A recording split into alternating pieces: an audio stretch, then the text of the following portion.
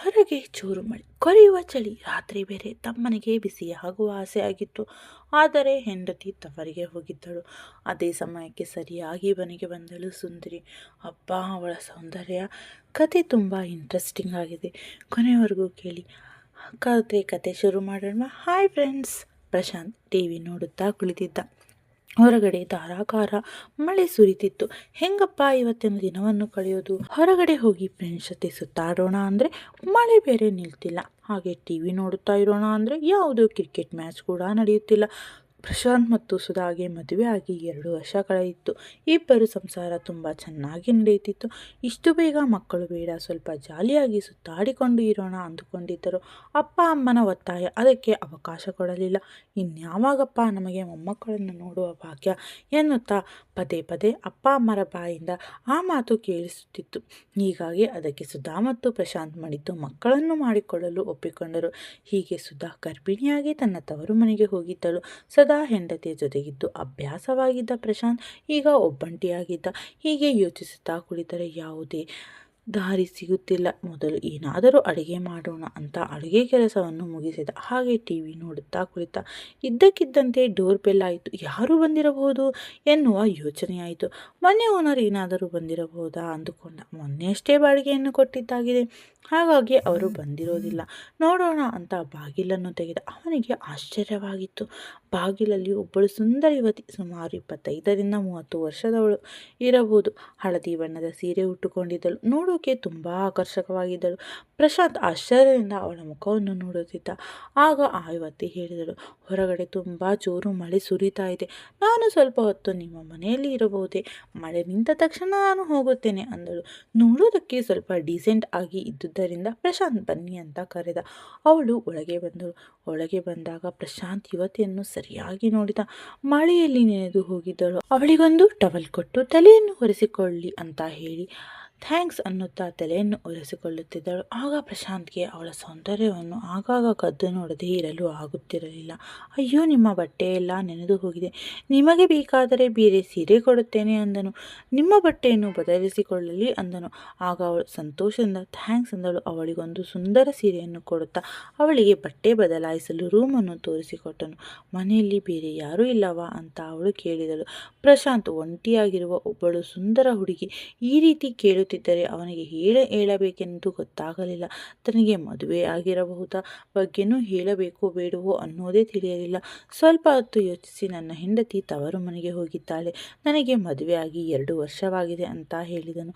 ಅವಳು ಪ್ರಶಾಂತ್ ಕೊಟ್ಟ ಸೀರೆಯನ್ನು ತೆಗೆದುಕೊಂಡು ರೂಮಿನೊಳಗೆ ಹೋಗಿ ತನ್ನ ಬಟ್ಟೆಯನ್ನು ಬದಲಾಯಿಸಿಕೊಂಡು ಬಂದಳು. ಪ್ರಶಾಂತ್ ಕೊಟ್ಟ ಸೀರೆಯಲ್ಲಿ ಅವಳು ಇನ್ನಷ್ಟು ಸುಂದರವಾಗಿ ಕಾಣಿಸುತ್ತಿದ್ದಳು. ಹಾಗೆ ಸ್ವಲ್ಪ ಹೊತ್ತು ನನಗೆ ತುಂಬ ಹಸಿವಾಗುತ್ತಿದೆ, ತಿನ್ನಲು ಏನಾದರೂ ಸಿಗಬಹುದಾ ಅಂತ ಕೇಳಿದಳು. ಆಗ ಪ್ರಶಾಂತ್ ಸರಿ ಕುಳಿತುಕೊಳ್ಳಿ ಬಂದೆ ಅಂತ ಅಡುಗೆ ಮನೆಗೆ ಹೋದ. ಅವನಿಗಾಗಿ ಮಾಡಿಕೊಂಡಿದ್ದ ಉಪ್ಪಿಟ್ಟು ಸ್ವಲ್ಪ ಉಳಿದಿತ್ತು. ಅದನ್ನು ಒಂದು ಪ್ಲೇಟ್ನಲ್ಲಿ ಹಾಕಿಕೊಂಡು ಬಂದ.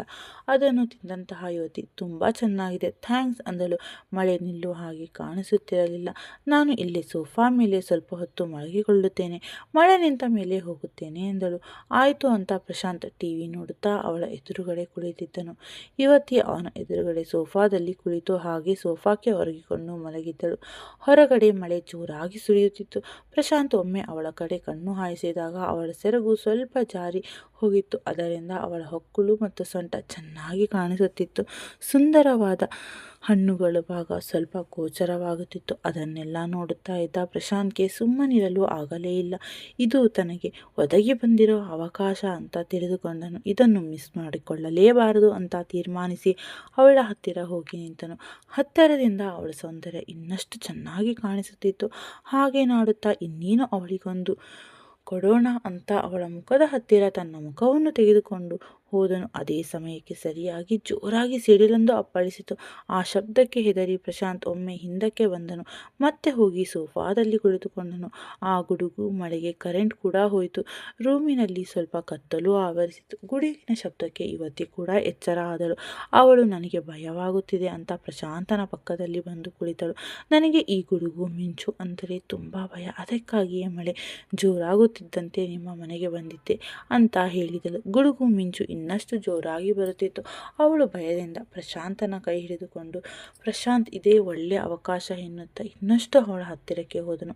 ಅವಳ ಕೈಯನ್ನು ತನ್ನ ಕೈಯಲ್ಲಿ ಹಿಡಿದುಕೊಂಡು ಕುಳಿತುಕೊಂಡನು. ಇಬ್ಬರು ಒಬ್ಬರ ಮುಖವನ್ನು ಇನ್ನೊಬ್ಬರು ನೋಡುತ್ತಾ ಕುಳಿತರು. ಹಾಗೆಯೇ ಇಬ್ಬರು ಆಸೆ ಮೂಡತೊಡಗಿತು. ಇನ್ನೇನು ಪ್ರಶಾಂತ್ ಅವಳನ್ನು ಎಳೆದುಕೊಂಡು ಆಟವನ್ನು ಶುರು ಮಾಡಬೇಕು. ಅವನಿಗೆ ತನ್ನ ಹೆಂಡತಿ ಸುಧಾಳ ನೆನಪಾಯಿತು. ಒಂದು ಕ್ಷಣದ ಸುಖಕ್ಕಾಗಿ ನಾನು ಅಷ್ಟು ಒಳ್ಳೆಯ ಹೆಂಡತಿಗೆ ಮೋಸ ಮಾಡಬಾರದು ಅಂತ ಅವನ ಮನಸ್ಸು ಎಚ್ಚರಿಸಿತು. ಹಾಗಾಗಿ ಅವಳಿಂದ ದೂರ ಸರಿದು ಕುಳಿತನು. ಸ್ವಲ್ಪ ಹೊತ್ತಿನ ನಂತರ ಮಳೆ ನಿಂತಿತು. ಯುವತಿ, ನನಗೆ ಇಷ್ಟೊತ್ತು ಆಶ್ರಯ ಕೊಟ್ಟಿದ್ದಕ್ಕೆ ತುಂಬ ಥ್ಯಾಂಕ್ಸ್. ಮಳೆ ನಿಂತಿದೆ, ನಾನಿನ್ನೂ ಮನೆಗೆ ಹೊರಡುತ್ತೇನೆ ಅಂತ ಹೊರಟು ನಿಂತಳು. ಅವನು, ನಿಮ್ಮ ಹೆಸರು ಯಾಕೆ ಹೇಳಲಿಲ್ಲ ಅಂತ ಹೇಳಿದ. ನನ್ನ ಹೆಸರು ಸ್ವಾತಿ ಅಂತ ಹೇಳಿ ಅವಳು ಅಲ್ಲಿಂದ ಹೊರಟಳು. ಅವಳು ಹೊರಗಡೆ ಹೋದ ಮೇಲೆ ಯಾರಿಗೋ ಕಾಲ್ ಮಾಡಿ ಮಾತನಾಡುತ್ತಿದ್ದಳು. ಸ್ವಾತಿ ಫೋನಲ್ಲಿ ಮಾತನಾಡುತ್ತಿದ್ದಳು. ಸುಧಾ, ನೀನು ಲಕ್ಕಿ ಕಣೆ, ನಿನ್ನ ಗಂಡ ತುಂಬ ಒಳ್ಳೆಯವನು. ನಾನು ಎಂತಹ ಅವಕಾಶ ಕೊಟ್ಟರೂ ಕೂಡ ಅವನು ಮುಂದೆವರಿಯಲಿಲ್ಲ, ಮೈ ಮರೆಯಲಿಲ್ಲ. ನಮ್ಮ ಪರೀಕ್ಷೆಯಲ್ಲಿ ಅವನು ಗೆದ್ದಿದ್ದಾನೆ ಅಂತ ಹೇಳಿದಳು. ಸ್ವಾತಿ ಸುಧಾಳ ಫ್ರೆಂಡ್. ಯಾವುದೋ ಒಂದು ವಿಷಯಕ್ಕೆ ಇಬ್ಬರ ಮಾತನಾಡುತ್ತಿರುವಾಗ ಸುಧಾ ತನ್ನ ಗಂಡ ಒಳ್ಳೆಯವನು ಅಂತ ಹೇಳಿದಳು. ಆಗ ಸ್ವಾತಿ, ಗಂಡಸರು ಎಷ್ಟೇ ಒಳ್ಳೆಯರಾದರೂ ಇನ್ನೊಬ್ಬಳು ಸುಂದರವಾಗಿ ಹುಡುಗಿ ಸಿಕ್ಕರೆ ತಮ್ಮ ಬುದ್ಧಿ ತೋರಿಸುತ್ತಾರೆ ಅಂತ ಹೇಳುತ್ತಿದ್ದಳು. ಹಾಗೆ ಅವರಿಬ್ಬರ ಚಾಲೆಂಜ್ ಮಾಡಿಕೊಂಡರು. ಚಾಲೆಂಜಲ್ಲಿ ತಾನು ಗೆದ್ದೆ ಅಂತ ಕೇಳಿದಾಗ ಸುಧಾಗೆ ತುಂಬ ಸಂತೋಷವಾಯಿತು. ಸರಿ, ಹಾಗಿದ್ದರೆ ನೆಕ್ಸ್ಟ್ ಟೈಮ್ ನಾನು ನಿನ್ನ ಗಂಡನನ್ನು ಪರೀಕ್ಷೆ ಮಾಡುತ್ತೇನೆ ಅಂತ ಹೇಳಿದಳು. ಸ್ವಾತಿ ಓಕೆ ಅಂತ ನಗುತ್ತಾ ಕಾಲ್ ಕಟ್ ಮಾಡಿದಳು. ಸುಧಾ ತನ್ನ ಗಂಡನಿಗೆ ಕಾಲ್ ಮಾಡಿ ವಿಚಾರಿಸಿಕೊಂಡಳು. ಗಂಡನ ಮೇಲಿನ ಪ್ರೀತಿ ಇನ್ನಷ್ಟು ಹೆಚ್ಚಾಯಿತು.